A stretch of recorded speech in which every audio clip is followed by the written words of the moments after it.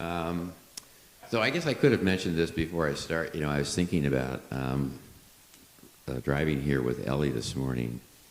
You know, just a reminder, I'm old enough now that every spring is pretty special. There are many of us who feel the same way.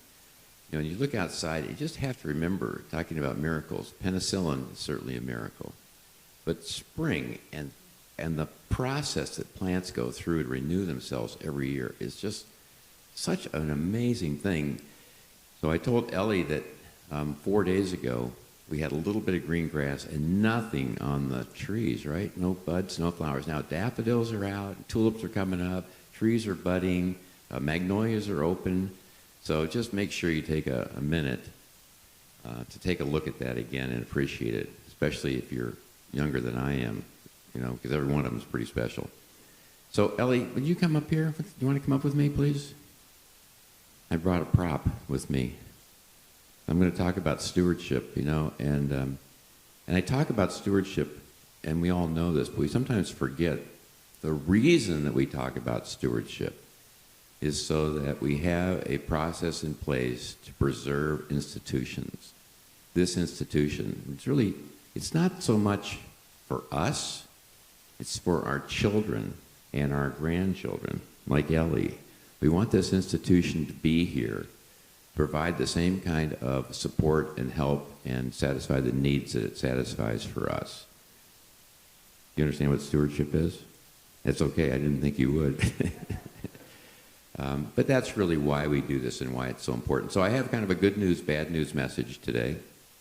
I think more good news than bad news, but I just want to give you kind of an outline. As you recall, we started the year, the budget really showed a deficit, a large deficit of about $34,000.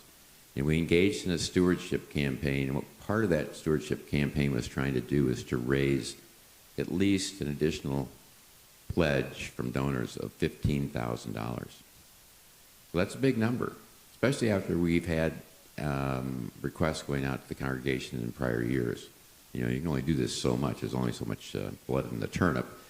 And this year, we now have pledges for increased pledges for almost $17,000. So that's just really not good news. That's great news, and we should be really proud of that. Thankful for the congregation, the members who've made those contributions, made those pledges. You know, just the responses we've gotten. Now, those aren't actual monies paid yet. Those are pledges. We typically find that people are really, our close rate, if you want to call it, for lack of a better term, on pledges is really high, almost 99% to 100%. So we're pretty sure that that's going to be the number that we'll be able to work with.